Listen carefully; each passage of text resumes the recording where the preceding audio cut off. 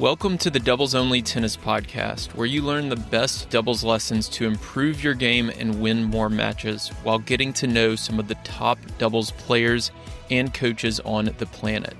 I'm your host, Will Bochek. This podcast, my weekly strategy newsletter, and my website all focus on the goal of better understanding the sport of doubles and helping players like you improve faster through actionable advice that you can use in your very next match. My goal is to provide the best doubles resources in the world. And to do that, I study, analyze, and work with players at every level of the game, all the way up to the ATP and WTA tours. If you enjoy this podcast, consider becoming a Tennis Tribe member to go even deeper and take your doubles IQ to the next level. Members get access to premium podcast episodes, weekly video lessons, monthly strategy webinars, courses, ebooks, gear discounts, and a lot more. Go to thetennistribe.com/memberships to see all the benefits and sign up. Here's today's episode. You're about to hear my conversation with Matt Futterman. Matt is an award-winning sports journalist who has covered numerous professional sports over the last few decades, including 10 Olympic Games, other pro sports, and most recently, tennis.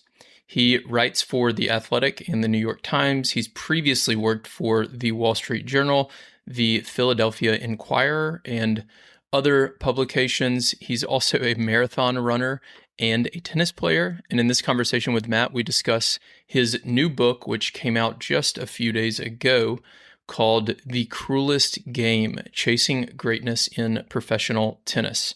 We do talk about doubles at the end, but this focus is on his book, which I find to be a fascinating topic. I've already started reading the book, or actually listening on Audible, which is Catherine Whitaker's voice, who hosts the tennis podcast, has a great British accent, so that's fun to listen to. But the book so far is fantastic, and it's a topic that I really am just curious about and interested in. So we start out discussing why tennis players might be less happy than other professional athletes. Why is tennis the only sport where players like Ash Barty leave while they're ranked number 1 or 2 in the world at the peak of their professional career, when that doesn't happen in any other sport? We dive into the childhood of tennis players, of top pro tennis players, and how it compares to other sports. We talk about why us as fans and as media should have empathy and understanding for pro tennis players when sometimes they might act selfishly or a bit entitled. Of course, that's not true of all pro tennis players, but it is true of some of them. So why should we have a little bit of compassion towards them in that scenario? And then also the end of their careers. Why do a lot of them refuse to give up at the end of their careers, especially the great ones, and why that makes them so great to begin with? So this is a deep kind of almost psychological analysis of pro tennis players. And like I said, I'm not done with the book because I just got it a couple of days ago, but I'm really enjoying it so far. I'm going to link to it in the show notes so you can check it out as well. But if you're a tennis fan and really just a sports fan, I think you'll enjoy it because Matt's such a great writer. And definitely listen to the audiobook if you like audiobooks as well. And then at the end, we talk about pro doubles. We talk about the ATP doubles news, Matt's take on it, and some ideas on how to save or improve or turn around the idea that professional doubles on the ATP Tour is being cut in half and slowly diminishing. So without further delay, enjoy this conversation with Matt Futterman. Hey everyone, welcome to the show. Today we have Matt Futterman on, the author of the new book, The Cruelest Game, Chasing Greatness in Professional Tennis. Matt, welcome. Thanks for having me. Yeah, thanks for coming back on the show. So your new book was just released yesterday. I want to talk about the topic of the book. Before we get to that, though, I want to talk about just kind of the process of writing this book, releasing this book. How has the release been so far? How has the reception been so far? So far, so good. It's been out for 24 hours, and things are things are going pretty well. Seems like people like it. And what's been really rewarding is getting some really nice notes from people who know a lot about the sport. In some cases, may know more about it than me, who are very complimentary of it. And so I feel like, that makes it pass a pretty big test. Yeah. Quite pleased with that. Do you have like a book tour or anything like that, or is this kind of it? It's like you hop on as many podcasts as possible to try to share the book. Yeah, so I mean, it's a lot more cost effective to hop on as many, initially at least, to Yeah, hop yeah. on as many podcasts and outlets as you can, Okay. to get the word out that the book is there. I mean, there's something like 55,000 books published in America every year. And one of the big challenges is just to make people aware of, that a book has been published. Hmm. So that's the biggest challenge. So it's incredibly helpful to speak with people like you and tennis podcasts and grounds pass and lots of other people, and to tell them, because you all have different listening audiences. Sure. You never know, you can't you never know how you're going to get in touch with people. Yeah. So there's a lot of media doing sort of that I'm doing now, and then into the US Open, because that's where interest is peaking. And then in the fall, I have some public appearances scheduled, and will likely be scheduling more as more people hear about the book. What most authors don't do anymore is show up at a bookstore on a Tuesday night and hope that a handful of other people, yeah, have a free night, have gotten in their cars, and Right. have come out there to meet you. That unless you're a real superstar author, that's a good way to lose your company's money in Yeah. a hurry. Yeah, that makes a lot of sense. A lot more people can listen to this than can fit in a bookstore. Um, yeah, I wasn't sure if like when you hopped on if you were going to be in Montreal or Toronto, like doing a book tour up there while the Canadian Open's going on, or but the podcast thing makes a lot of sense. So let's start with the book. Why the title, The Cruelest Game? Well, I guess I'll throw it back to you. Have you ever experienced what feels like cruelty on a tennis court, whether it's, a really important point and the guy, hits a ball that ticks the top of the net and dribbles over and you can't get to it? Uh, Probably, right? I have in a few Right. different ways. That would be one of them. A few Yeah, weeks ago came to mind. I just told you before we started recording that I live in Fort Worth, and the on-court temperature. One of my buddies has one of those like temperature readings, so he measured it on the court and measured 155 degrees. So that was cruel playing tennis in those conditions as well. yeah, this is a brutal sport. It's a combat sport. It involves a tremendous amount of practice from a very young age. There are not that many good jobs. Only about 100 people at any one point are making money or breaking even. And everyone else is sort of struggling too. So there's that aspect to it. But even at the top level, it can be very difficult. I've covered just about every other sport there is. Certainly in America, I haven't covered cricket, but I've covered the NFL, I've covered Major League Baseball and the NBA and NHL and all the other big time sports.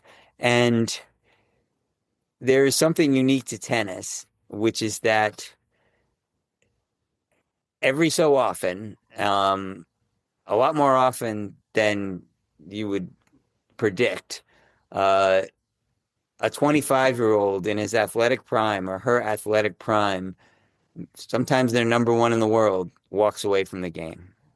And that is something that just does not happen in the NBA or other sports. I mean, maybe it's happened in the last few years a little bit with some NFL players who had head injuries. and we're worried about their brain health moving forward for the rest of their lives. So you've seen it in that realm, but you just don't see it in golf or, like I said, in any of the other sports. So what I set out to do when I was writing this book is I want to answer the question of what makes this sport different from all other sports? Why does this happen so often? Going back to my childhood with Bjorn Borg and leading all the way up to Ash Barty in 2022, both of whom were 25, 26 years old, number one and number two in the world, and just decided enough was enough, and they didn't want to do it anymore. And like I said, that doesn't happen in any other sport. So it's a matter of trying to figure out why. And I think it's a combination. You mentioned the heat. It's a pretty big court to cover all by yourself. I know you talk a lot about doubles here. It's a different game. Yes, it's great to have a buddy there, but much of tennis is focused on singles. You are out there alone on the court. Yes, there is some on-court coaching, but the coaches are, or now there is, the coaches are in the stands. It can be hard to hear, can't call timeout. There's all these factors that go into the sport that make it just incredibly difficult and I think pretty cruel, especially because these kids, a lot of the players out there, they've been doing pretty much one thing from the time they're 8 years old. They go to school online. It's a different kind of childhood. It's very intense. It's the Hunger Games out there. What I wanted to ask about the childhood. So, what is the difference between the childhood of an elite, say, top 10 tennis player versus other sports that you've covered? Well, I guess first of all is, you know, when you go to compete for the most part, uh, you're either on a team or if you're a golfer, you got a caddy walking next to you. Um, I guess skiers are individuals, but they're going against the clock. They're going against a clock and they're going against a mountain. Nobody's trying to knock them down. They don't play defense against anybody. Hmm. Financially, I want to say that being a good team sport athlete who's on travel teams and competing at a high level is going to cost his family, like private coaching, things like that. I don't know, ten to $20,000 a year if the family is able to invest as much as they can.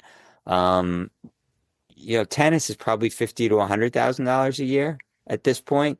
If you're going to get the proper coaching and you're going to travel the way you need to travel. So that is a huge difference. And just if you think about a young female tennis player who's turning pro and playing ITFs at 14 or 15, she's basically starting to travel the world uh, without any friends and with hanging out mostly with older people, largely adults. Okay.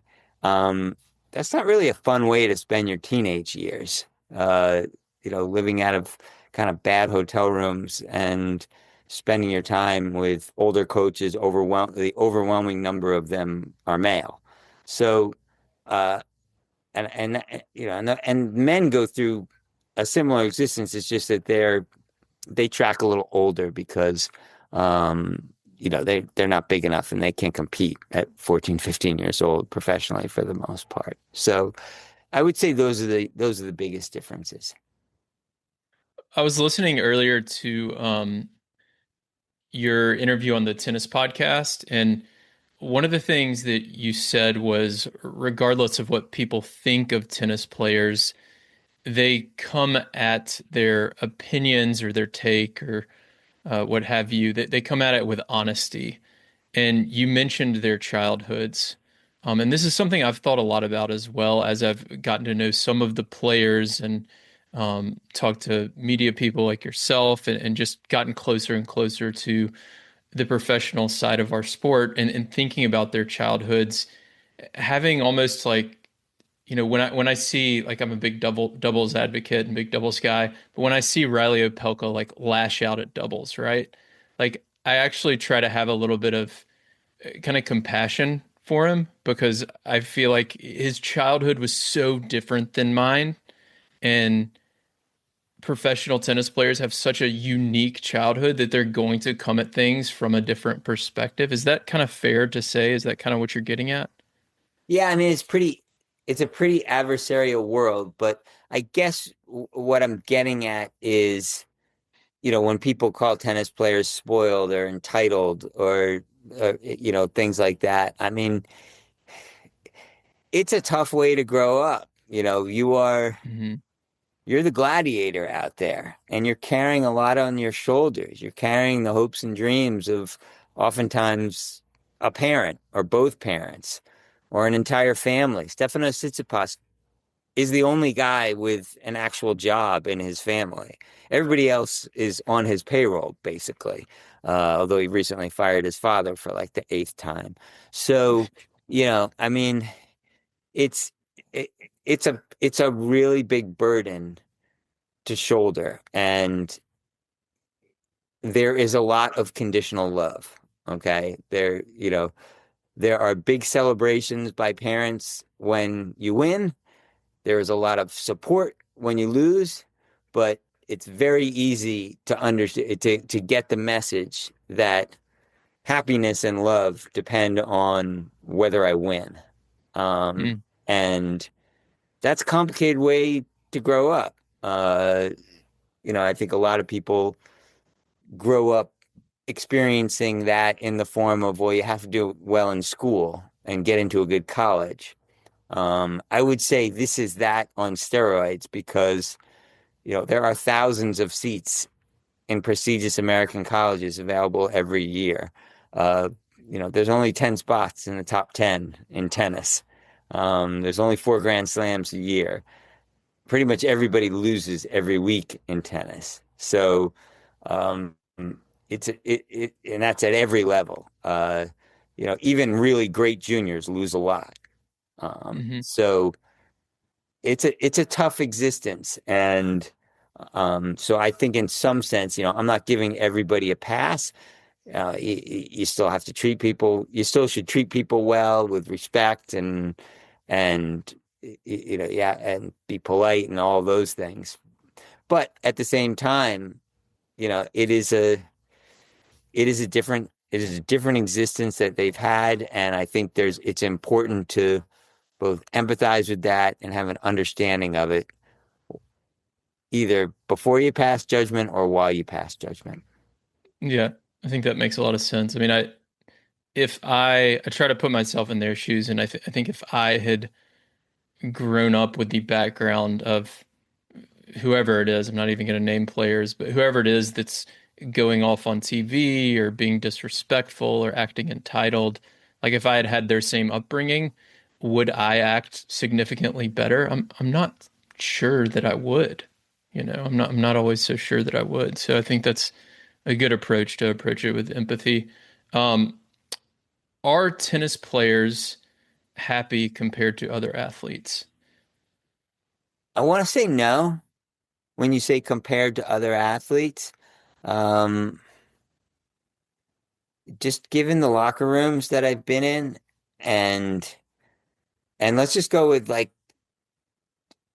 I don't know yeah, like the top 20 tennis players. Yeah, some of them are happy, but even the best ones, I mean, Carlos Alcaraz has talked about his, sort of, he hasn't used the word depression, but it sounds a lot like it when he talks about being down and not smiling and asking his parents asking him why he seems so sad so often. This was a couple years ago, when he was injured for a bit and was out, and then it was the off season, and he just sort of lost some of his drive and motivation. But Iga Swiatek, does that I mean, she never. There are happy things that happen to her, but when I see her at tennis tournaments, she will be the first to admit about the tension to admit the tension that she's feeling, the pressure she's feeling, the expectations that wear on her, the stress that she experiences on a tennis court. And I think it's endemic to the sport, I think, in some sense, that a lot of these players sort of hit a wall at some point, either in their late teens or 20s, where they start to question, like, what have I been doing my whole life? Because it's not like they're football players who spent 3 years at the University of Alabama and met lots of different people and were exposed to the rest of the world.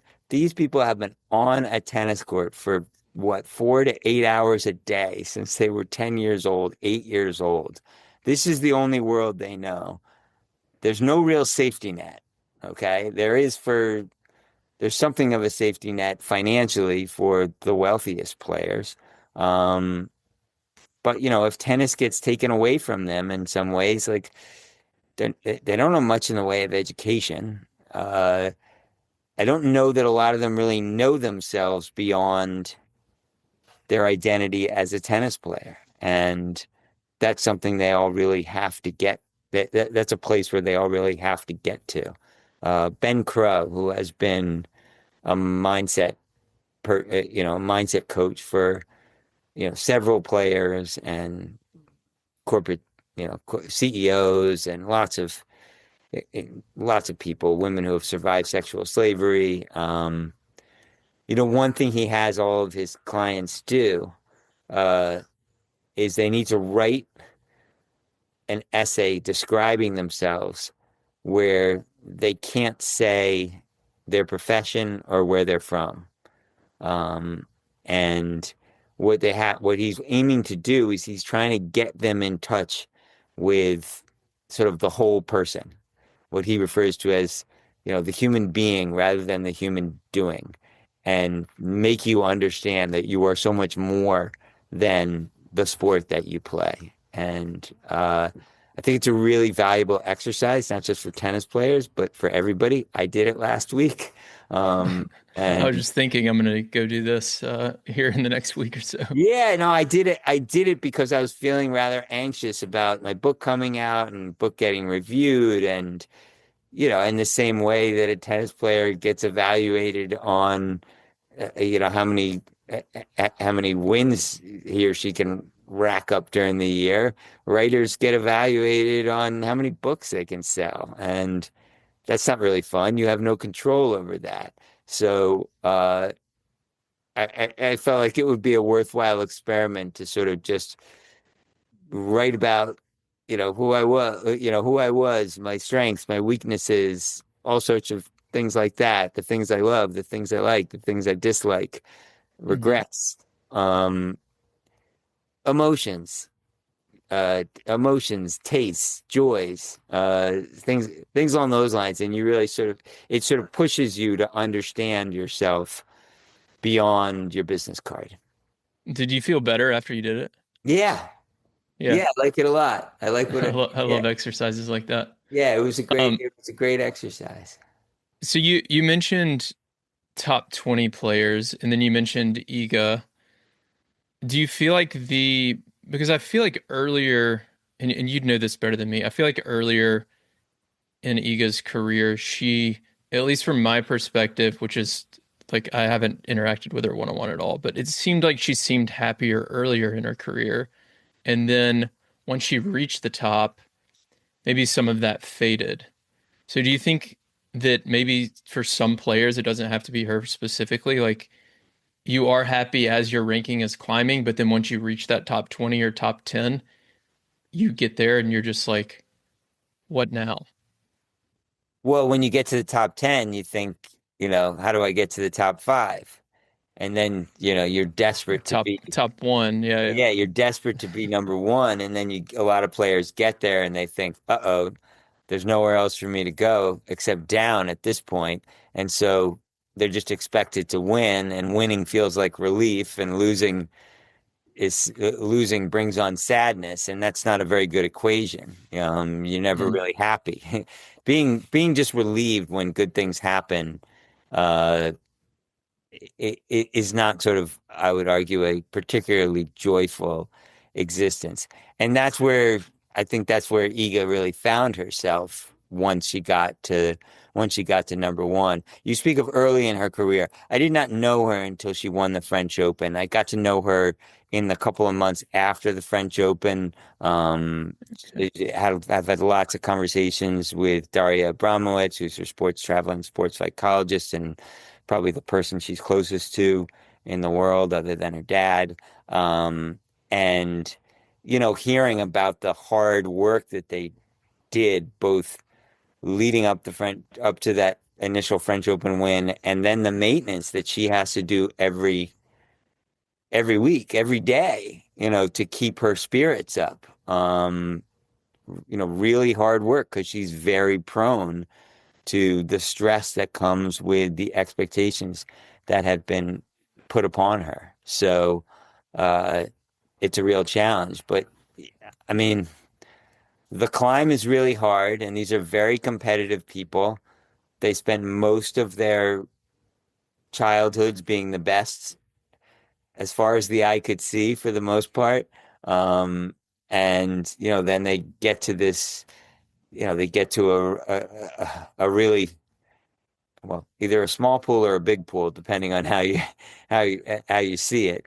But they get to a really competitive, really fast pool, and it's really hard. I'm constantly struck watching tennis how hard it is to win a match for How every. do how do these players today, Iga, you mentioned Carlos, we haven't talked about Naomi Osaka, who's struggled with their own mental health issues, who have reached the top. How did they compare to Serena, Federer, Nadal, Djokovic? Well, I think the sort of driving force of the narrative of the book is this idea that you have these players over the last 20 years who had sort of picked the lock of the sport and seem to have grasped. I don't know if you call them secret codes, because I don't know if they're secrets, but they had learned how to both thrive and survive in this sport, or learned how to both survive and thrive in a sport that kind of eats its young in many ways. Mhm. And they were exiting the stage, although Novak's still around and Serena's coming back. But they're clearly in the sunset of their careers, if the sun hasn't already set, as it has with Nadal and Federer and Murray.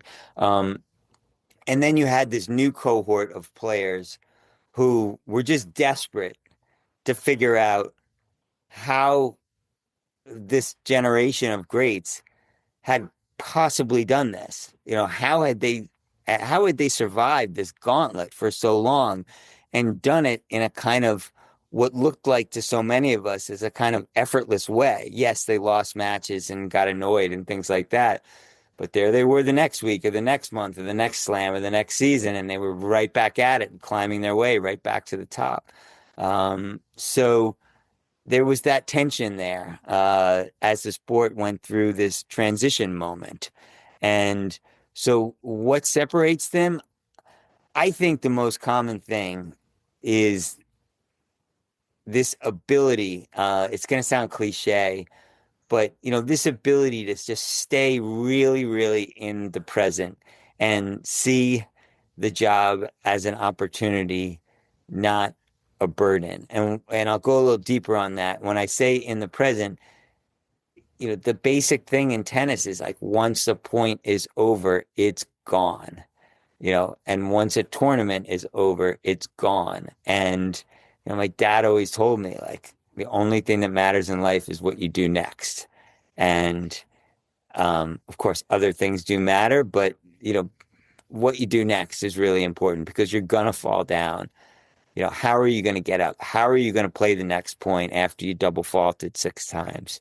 Uh, Max Eisenbud, the sort of top agent in tennis who runs IMG's tennis operation, he told me when he's looking at kids and deciding whether to sign him, the quality that he looks at is seeing that kid who can miss a down the line forehand 25 times in a row and then go for it on the 26th shot and nail it.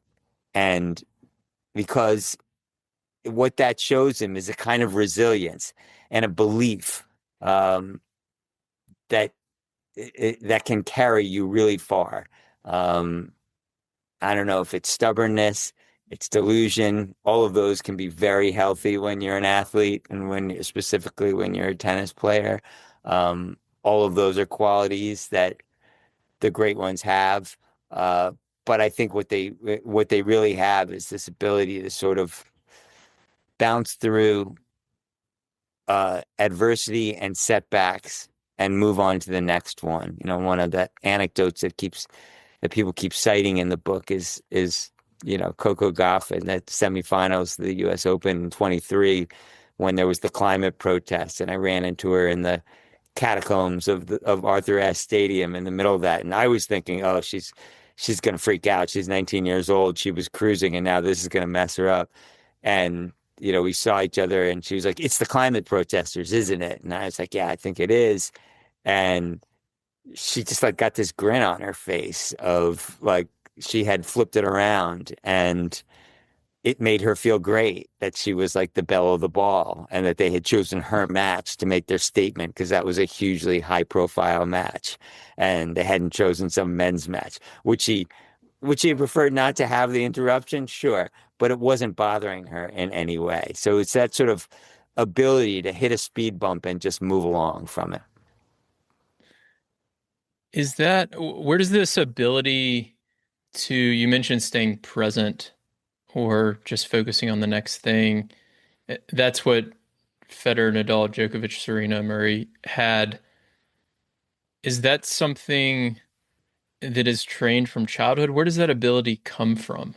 How does someone start to implement that? And I I guess mean, that's what like Alcaraz and all these people are searching for now, right?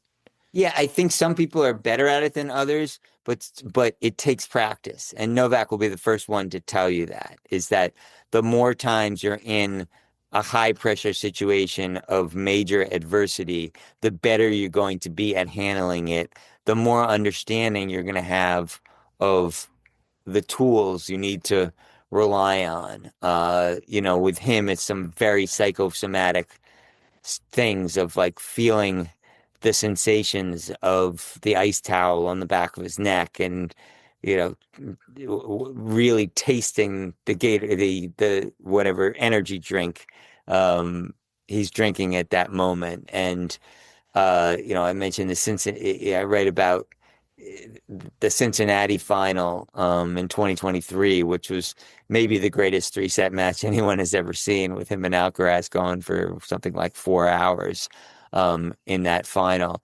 And in Cincinnati in August, when everybody knows how hot it is, and he was very, very focused on the position of the sun in the sky and just trying to last until the sun sort of dipped behind the upper part of the roof there and would shade the court, because he knew that that would bring him a great deal of relief. And so if he could just get there, he felt like, he'd have a great chance. And he did. So it's like when you, when I think about what I said before about staying present, it's not just like, okay, I'm going to stay present and then you sit and you breathe and you visualize or something like that. It's being really hyper aware of what you're doing and being intentional about your movements and just, I don't believe that it's possible to shut everything out, because I don't think we really have control of our thoughts. But understanding that even if a thought of doubt comes into your head, it's just a doubt. It's not a premonition. It's not a prophecy. Um, you're still going to bounce the ball. You still have great technique. You can still hit this serve right down the tee, no matter what you're feeling. You talked about the differences between the big three or big four and Serena and that generation to today. Um, at the beginning of the book, I downloaded it on Audible this morning and started listening. I haven't finished yet, but I'm part of the way through chapter one since it was released yesterday. But at the beginning, you talk about some of the players not really being willing to give up. And at the beginning of this podcast, you said tennis is the only sport where players do give up at the top, right? Or walk away at the top. So that's two kind of polar opposite things, right? Like Nadal, like continuing to want to hang on, right? Djokovic is still playing. Serena's trying to come back. How do you make sense of that? And when should a pro tennis player retire? Well, look, they're their own people. They have the right to retire whenever they want to retire, you know. Um, so, if they want to squeeze every last ounce of juice out of the lemon, that's, far be it from me to tell them when to walk away, Fair. especially if there are millions of dollars of endorsement deals on the line. Um, having said that, what you see in tennis is, you know, the ecstasy of winning especially to these great players, who have won so much, is so full of joy. It's a drug, and it's almost impossible to just give it up. And you have to give it up cold turkey too. There's no, okay, well, I'll only win like once a year, because you don't get to decide that. Chances are, like, your abilities fade, your body breaks down on you. Um, it goes away. But what doesn't go away is, the feel, the last, the last place tennis leaves is your hands. I mean, if you look, you do a couple of hit the keyboard a couple of times and pull up the video of Roger Federer hitting at Stanford last year, um, with Tony Godzik's son, Nico, Tony Godzik's his agent. And like, you still see the most beautiful forehand, it's just so fluid. Uh, it that that touch, it doesn't really go away. What goes away is everything else. But as long as that feeling is there, that great feel for the ball, um, there's that belief that, like, well, all I have to do is play great for 2 weeks, and then on the final Sunday, play the match of my life. And I've done that before. So yeah, how far away could it actually be? Um, and it's that desperation to get that. I think it's that desperation to get that joy again. And it's also very hard to face the alternative, and this understanding that, if you're 33, 35, even 38 years old, the biggest thing you're going to do in your life has already happened. I don't think any of us experience that or really know that for a fact, because we haven't been in the middle of a cauldron of tens of thousands of people cheering for us. Um, and our livelihoods don't depend on our bodies. They depend on our minds, which lasts a lot longer than our bodies do in most cases.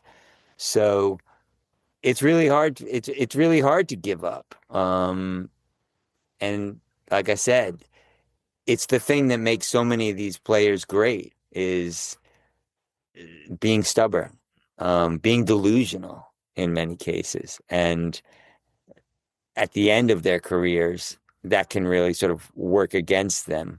Um, but like I said, it's up to them. Having said all that, like, I think if I'd been Novak Djokovic, and I'm certainly not, and this is one of 1,000 things that makes us different.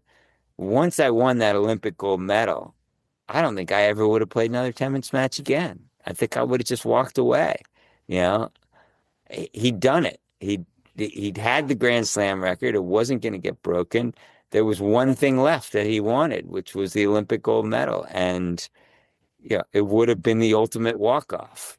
It hasn't gone that way. He's still great. He's still making Grand Slam semifinals and Grand Slam finals this year, in Australia, and beating Sinner, over 5 sets. I mean, incredible accomplishments. So up to him. He can do whatever he wants, of course. Uh, but it is, it's going to be, I think, the hardest thing he's ever done in his life when he ultimately decides to walk away. Hmm. Yeah, it brings up for me this debate of like, would it even have been possible? So let's say he did have the mindset of like, if I win Olympic gold, I'm retiring, right? But if he had that mindset, he would be a different person. And would that person be able to win 24 majors and Olympic gold and all the other stuff? Like, does he Right. have to have that mindset to have all those accomplishments? Right. That's what I'm saying. It's one of those Yeah, greatest strengths, greatest weakness. right. Um, Yeah. it's the same thing. So, you know, and if he had told himself that, would he have even won that day, or would that have been too much pressure? Uh, I mean, Ons Jabeur had told herself if she could just win Wimbledon, she was going to walk away and go have a baby. Look, it's really hard to win the Wimbledon final without the stress of a biological clock ticking in the back of your brain. Hmm. If you bring that onto the court, I would argue that is the opposite of being present in the moment. And that's, I think that's just too much for anybody to have on their shoulders. Um, to have that as the equation and the reward that's hanging out there. So I'm sure that Djokovic, maybe the thought had passed through his head, maybe I'll just win and then walk away. It would only be human. I know that's what his wife was hoping would happen. Uh, but yeah, I think once he did that, he thought, I mean, and that was one of the great performances I think anyone has ever seen on a tennis court. Certainly the best. I, I would have to argue the best two-set match I've ever seen. And you know, and it was coming on the heels of one of the great three-set matches the previous years, and a great five-set match that they had played at Wimbledon. So walking away from that's really hard. What was the hardest part about writing this book? Writing this book, Yeah. writing this book. Oh, that's it. The actual writing. Yeah, no, writing is hard. And rewriting, because writing is mostly rewriting. And I threw it, it took me, 150 to 200 pages to figure out exactly what I was writing, and I ended up tossing those first at least 150 pages because I just thought they were crap. It was getting well, I mean, there were a couple of things. It was getting to the point to understanding what I needed to write, and what I needed to write was a book that answered that question about why tennis was different from all other sports, and a book that brought you inside the minds and inside the struggles and inside the glory that the most important players in the world face and work through and experience. And that takes a lot of reporting and a lot of trust, not simply with players, but with the people around them, and getting into the right conversation so that you can gather the proper material so that I could write a book that was worthy of you spending whatever you had to spend to download it, or to go to the bookstore and pay for it, because there's just so much information out there, and so much material out there that you really only want something. I mean, at least me personally, and I think a lot of people, you really only want to spend. I mean, you can spend $30 on anything. You can spend it on a cheeseburger these days, so it's not that. But the time that you're going to invest with a book is, that's the priceless commodity. Every minute you spend doing one thing, you can't spend it doing something else, and we are all limited in that sense. So, what I needed to do was write a book that was going to be worth your time. And so it's a matter of getting the material, which I thought which was pretty hard, and then putting it in a reasonable shape. And that takes four drafts. So it's also a moving target. I had a deadline. I had a series of deadlines, but tennis keeps changing. So it's really it, it's really complicated. And fortunately, I chose what I thought was sort of storylines and frameworks. My framework held. And my theories held. Like the most important players remained the most important players for the most part, and the you didn't have too many surprises. I had finished basically a year ago this big section on the American men, and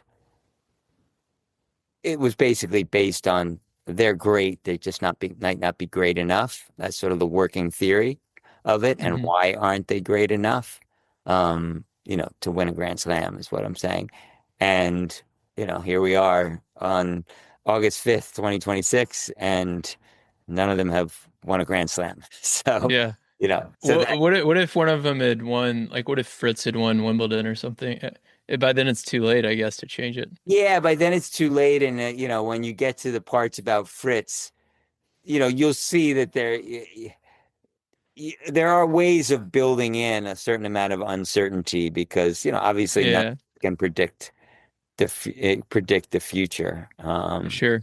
So yeah, it would, but yeah, that's a chance you take when you write about a sport and you're trying to stay current and the sport never ends, like tennis never ends, and you just it's like I said, it's a moving target, and so you're trying to write about big themes that will stand the test of time. What do you hope people will walk away with after reading it? Yeah, I think what we talked about earlier, I think empathy, understanding about the challenge of this sport, you know, the realization that while it is beautiful, it's not ballet, it's more like boxing. Um, that when players lose tennis matches, it feels like getting punched in the face. Um, you know, just how tough this sport is. And that these are men and women at work. Yes, they're playing a game, but they are work. This is their job. This is their place of work, and they're working really hard at their profession, and it's a really hard job. Is boxing, do you think, the best analogy in terms of like comparing tennis to other sports? Is boxing the closest? Maybe jujitsu, Okay. maybe just full on grappling, and Okay. um, I wouldn't go so far as MMA because Yeah. that doesn't it seems like it's a little less bloody than Some sort of one-on-one contact though. yeah, But but I but it's mean different because it's non-contact. So it's it's so non-contact, but unique. it's non-contact, but it doesn't feel like non-contact, I don't Mm, think. It feels right. like, I mean, and a boxer would have a way with me. And Mike Tyson would say, "Yeah, you Yeah. want to know what contact feels like? I'll show you what contact feels like." And it doesn't. Right. Mike Tyson's daughter actually is a tennis player, is a junior tennis player, so Okay. he knows something about both sports. Yeah.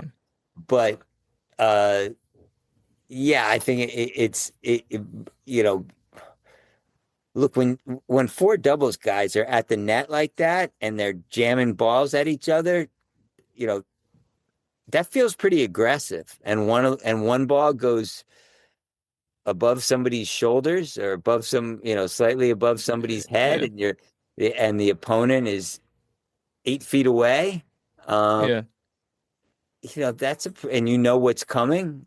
That's a pretty nasty situation. I mean, now, I'm playing in some media tournament in Miami, and uh, there's a photographer who's a really good tennis player, and I'm standing at the net. He gets an overhead, and I mean, this is a guy who I think played on satellite tour matches not that long ago. Um, and he reared back and hit an overhead, and it nailed me right in the chest, and I got really hurt. Like at that Yeah. moment, tennis felt like a contact sport.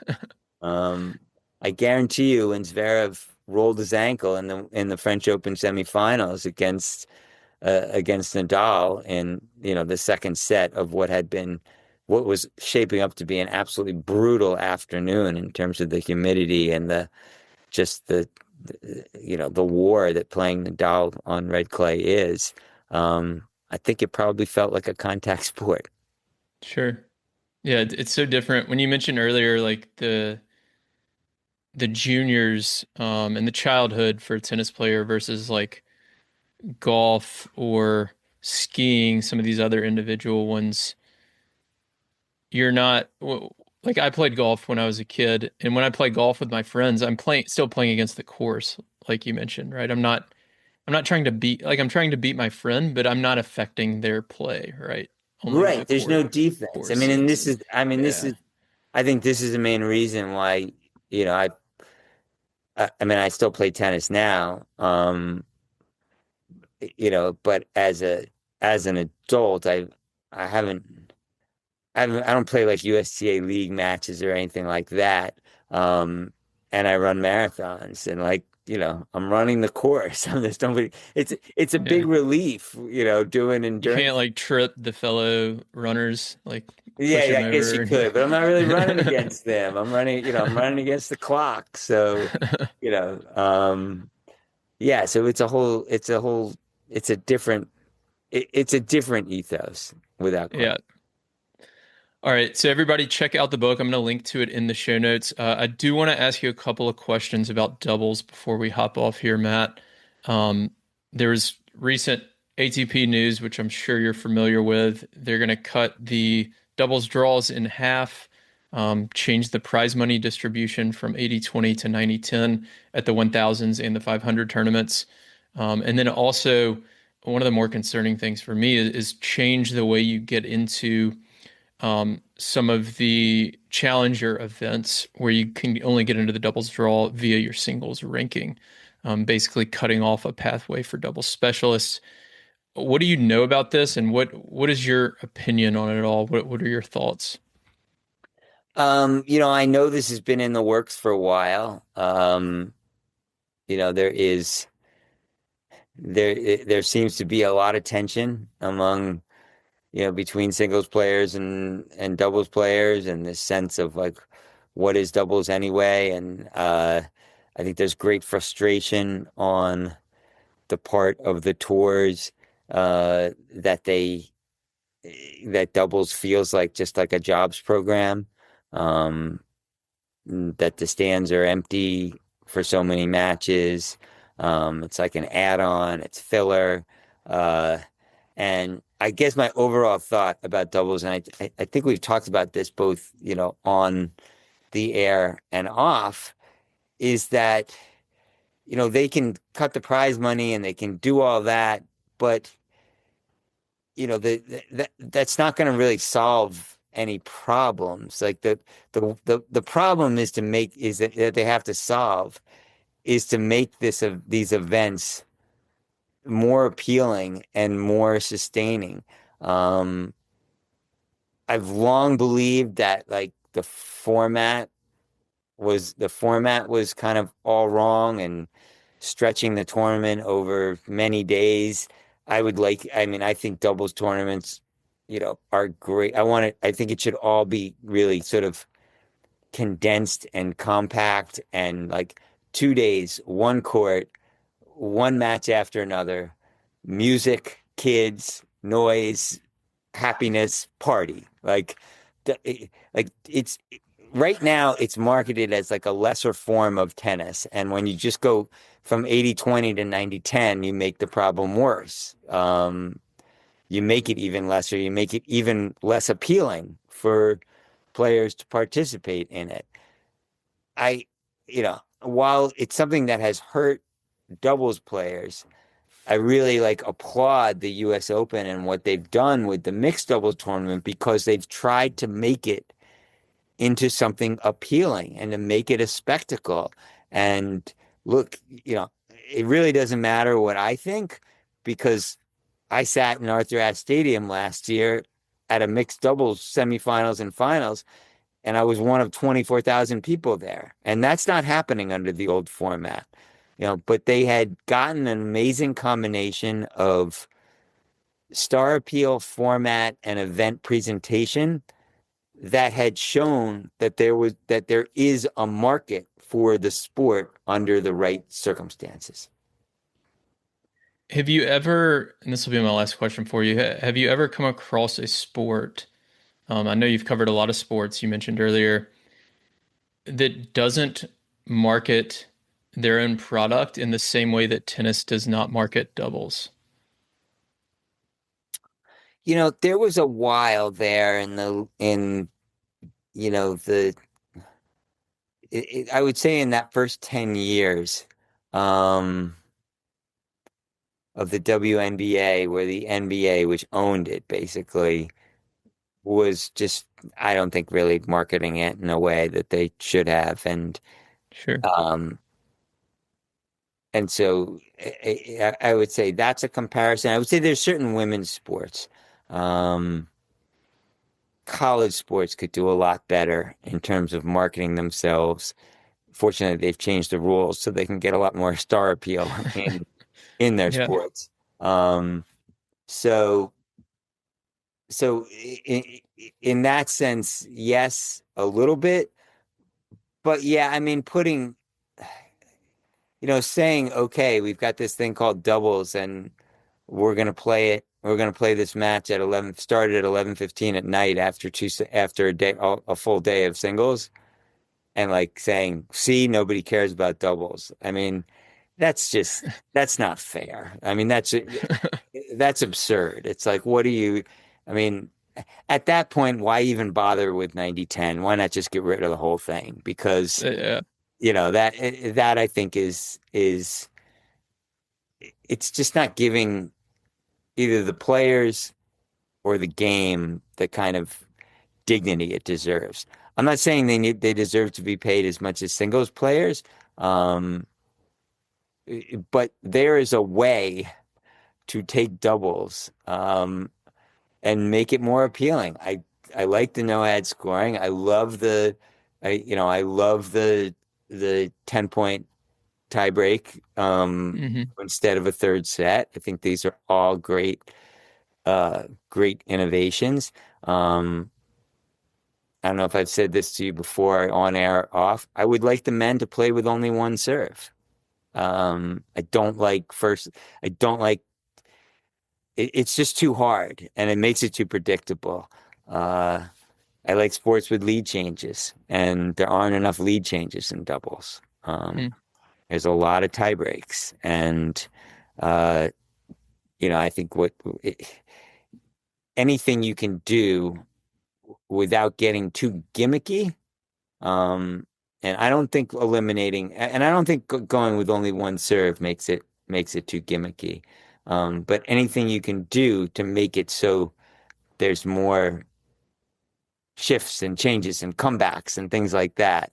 Uh, make it harder to sit on a lead. I think those are all good things. And like I said, put it all on one court 17 at the U.S. Open, Yeah. 2,500 people, bring in bring in the music, bring in the noise, like Yeah. get as many kids in there as possible, cheap tickets, and you go from there and make it fun. It's too good a game, and it's the game that I think most casual tennis players, certainly of a certain age, play.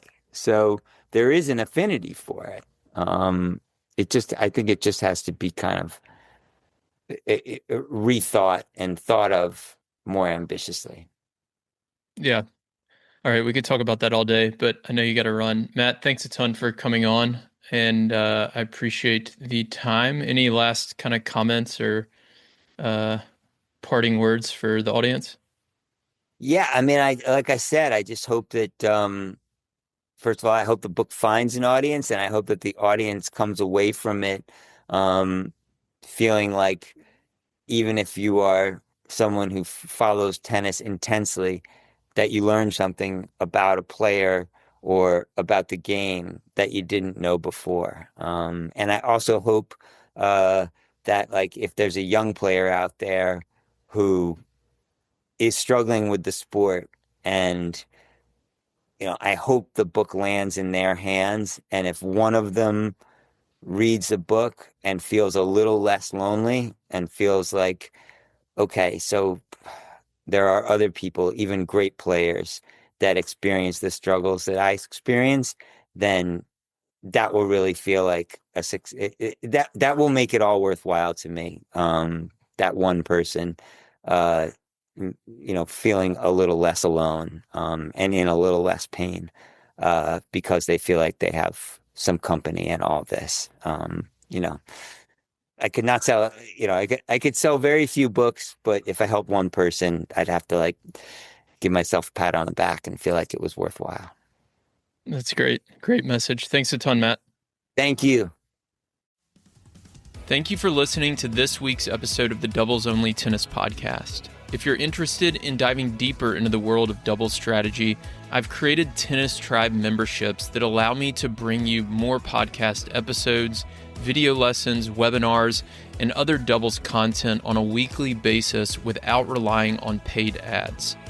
The lessons inside the membership will help you better game plan with your partner, optimize your practices, and become the smartest player on the court. Go to thetennistribe.com/memberships to learn more and sign up.